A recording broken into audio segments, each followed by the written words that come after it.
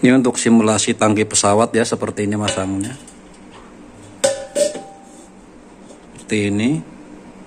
Akan dikoneksi ke dalam sana, akan dipompa ke sana, dibaca flow-nya berapa pph ini, flow meter, juga pressure-nya berapa. Biasanya di antara 30 sampai 40 psi, tegangan 28 dan ampernya maksimal 7.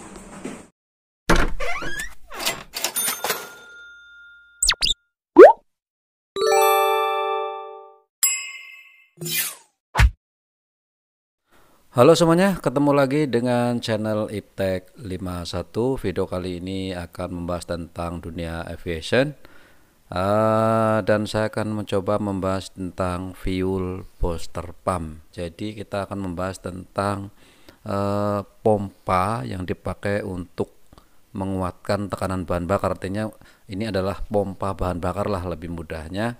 Bagaimana pompa ini bekerja mengalir dari tangki menuju ke mesin pesawat. Nah, kalau bicara fuel system itu akan terlalu rumit dan terlalu panjang, jadi kita akan mencoba membahas tentang booster pumpnya saja, pompanya saja ya, bagaimana pompa di pesawat ini bisa mengalir dari tangki ke mesin, lokasinya di mana, bekerjanya bagaimana.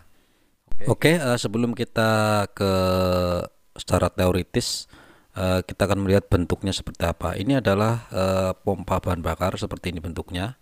Ini adalah untuk pesawat Casa 212 buatan Spanyol yang bekerja sama dengan PT Dirgantara Indonesia di Bandung. Nah, ini bentuknya seperti ini ya. Ini fuel masuk lewat sini, kemudian outputnya ke sini yang akan didistribusikan ke mesin pesawat, tentu melalui banyak sistem ya sebelum sampai ke mesin.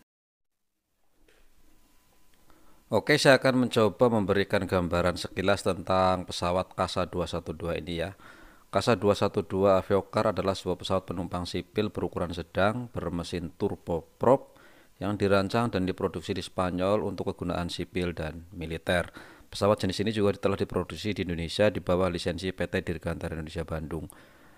Pada bulan Januari 2008, Edkasa memutuskan untuk memindahkan seluruh fasilitas produksi C212 ke PT Dirgantara Indonesia. Artinya ini full sepenuhnya diproduksi di Bandung ya, karena PT Dirgantara Indonesia ini adalah salah satunya satu-satunya perusahaan pesawat yang punya lisensi untuk membuat pesawat jenis ini di luar pabrik pembuat temannya. Nah, ini bentuknya seperti ini.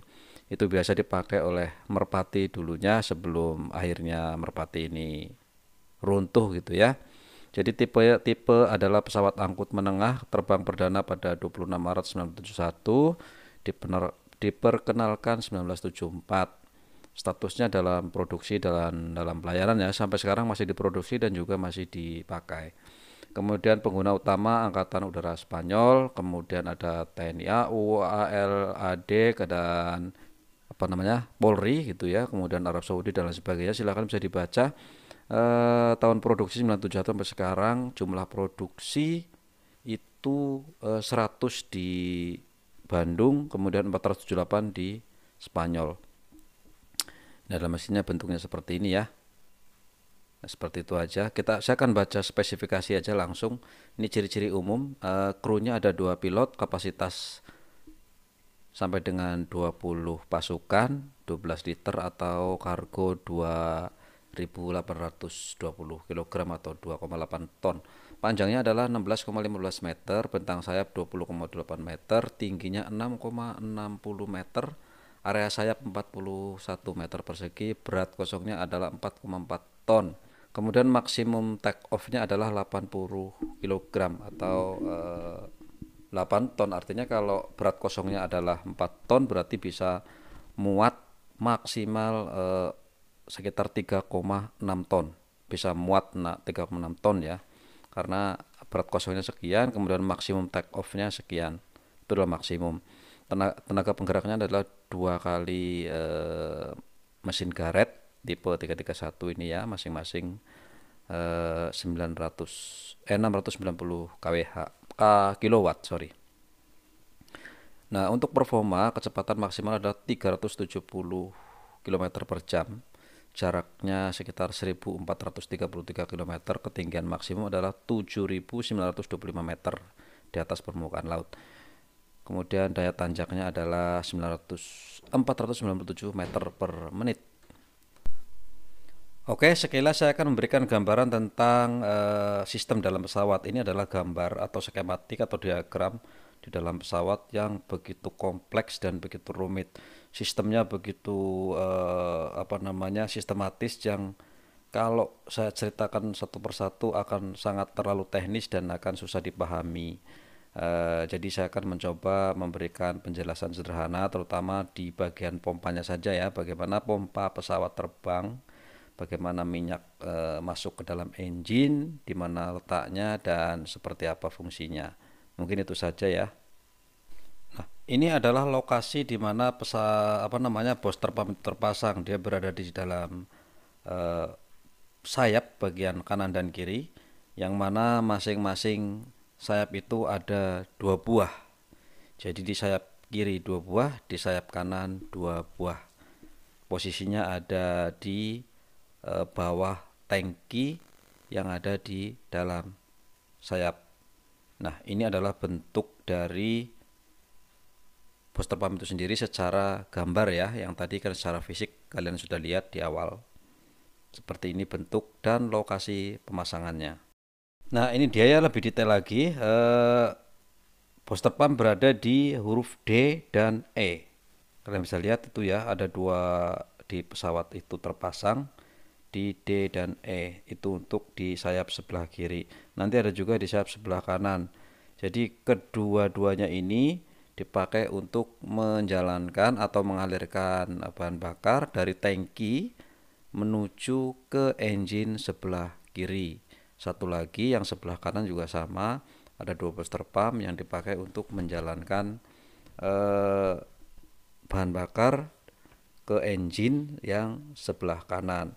Dan juga dia bisa transfer, misalkan mau mentransfer dari bahan bakar ke tangki sebelah kiri ke tangki sebelah kanan, itu juga bisa dilakukan transfer atau dipindahkan. Jadi 2 booster pump ini sebenarnya yang 2, misalkan contoh sebelah kiri itu tidak bekerja bersamaan ya. Jadi artinya dia itu sendiri-sendiri, yang hidup hanya satu. Pada kondisi normal antara booster pump kiri dan kanan, jadi yang dipakai hanya satu. Misalkan satu booster pump sebelah kiri menyala untuk mengirim bahan bakar ke dalam mesin, sebelah kanan juga sama, satu untuk mengirim bahan bakar ke dalam mesin kanan. Nah, itu hanya 2 yang dipakai pada saat terbang. Nah, jika pada kondisi darurat salah satu mati, maka dia akan otomatis mengambil alih menggunakan yang satunya. Nah, jika mati dua-duanya, sebelah kanan akan ambil alih juga ke sebelah kiri, ditransfer ya, artinya bisa begitu. Jadi 4 ini bisa bekerja sendiri-sendiri, bahkan bisa bekerja untuk memompa 4-empatnya jika kondisi sangat darurat. Oke, itu kerjanya. Sebenarnya untuk di pesawat ini ada juga menggunakan tangki eksternal yang ada di dalam fuselage. Jadi ada semacam tangki di dalam pesawat, ditaruh di dalam, itu juga ada boosternya. Ada single tangki, ada double tank. Nah, itu booster pumpnya juga masing-masing tangki satu. Jadi kalau ada double tank berarti dia 2 booster pump, artinya menjadi 6 booster pump. Ada juga yang di bawah sayap, dicantelin di pesawat, itu juga ada juga bisa dipasang di kanan dan kiri. Sistem kerjanya begitu saja ya. Jadi dari booster pump ini dipompa dengan melewati sistem yang banyak begitu, dan akhirnya dia akan ke sebuah fuel nozzle, di mana dia seperti nozzle semburan, itu dia akan menjadi uap, dan uap itu dibakar, kemudian mesin akan menyala, dan begitulah dia akan menyembur secara terus menerus selama engine itu menyala. Demikian ya cara kerja dari booster pump itu sendiri. secara sederhananya. Selanjutnya ini adalah video dokumentasi saja pada saat saya melakukan perbaikan mulai dari motor sampai pengetesan. Memang disayangkan sekali saya tidak bisa melakukan pengetesan simulasi menggunakan aftur karena kebetulan karena kondisi kemarin lockdown, jadi kita nggak bisa dapatkan afturnya untuk sekedar mengetes. Oke, mungkin kita lanjut ke video yang video dokumentasi saja. Ya, ini adalah pengetesan motor untuk booster pump. Untuk motornya dulu ya, ini motornya seperti ini.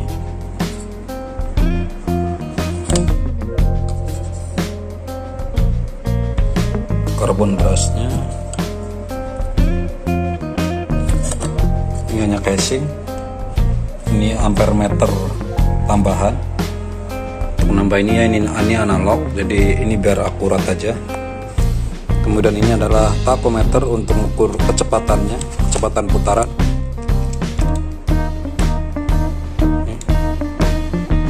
Contohnya RPM ya, tentu saja.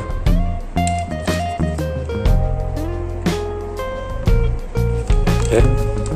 Nah, ini saya sudah kasih stiker untuk reflektornya. Jadi harus ada reflektor ya. Dan yang dibaca adalah lasernya nih, seperti ini. Dan nanti akan seperti ini.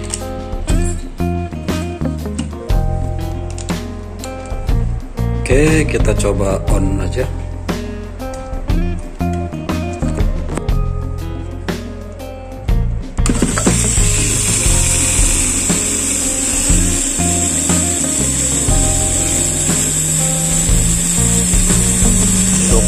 Volt kurang dari 1 ampere.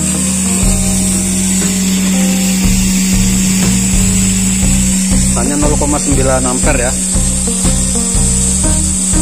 Ini speednya kita ukur.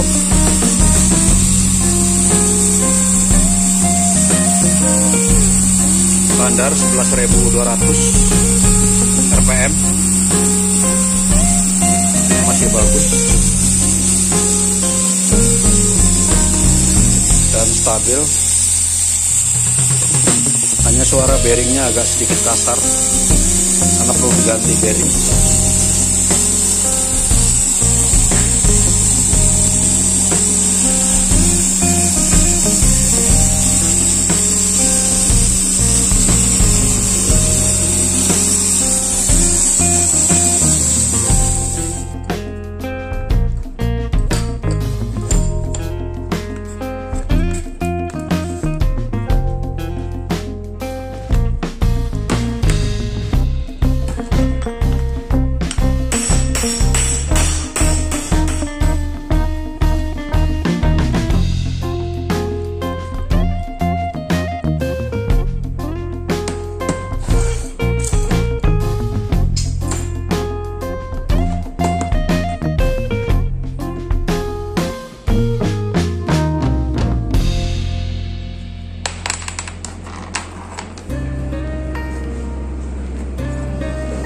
Ini mechanical seal seperti ini untuk mencegah kebocoran. Ini kayak per.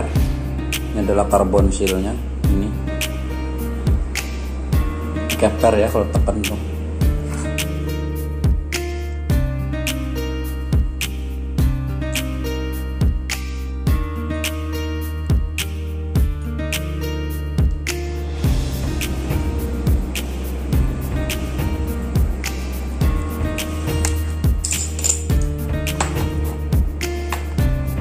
Di bushingnya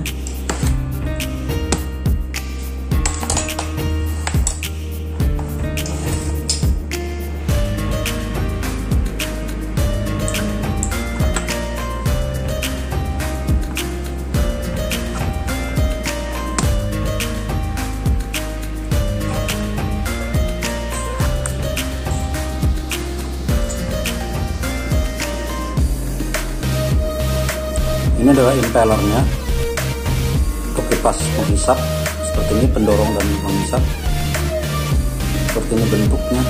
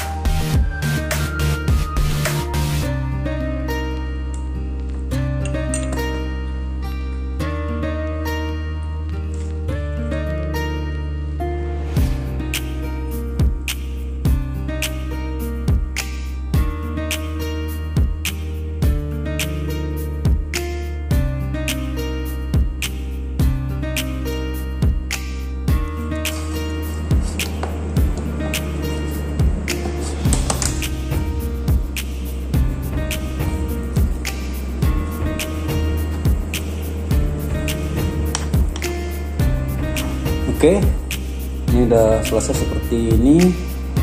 Kalau di dalam saat ini minyaknya aftur tuh masuk lewat sini, kan direndam ya dalam tangki. Ini langsung minyak, kemudian akan keluar lewat sini, kemudian distribusikan ke bagian engine.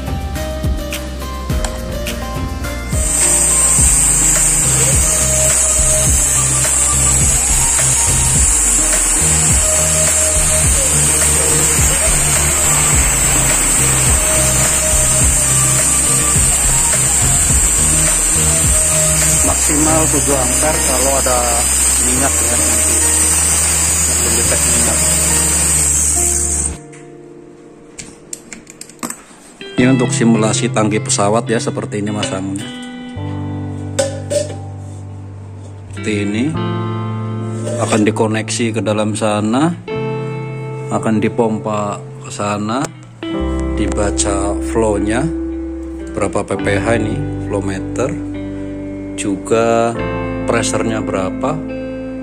Biasanya di antara 30 sampai 40 psi, tegangan 28 dan ampernya maksimal 7.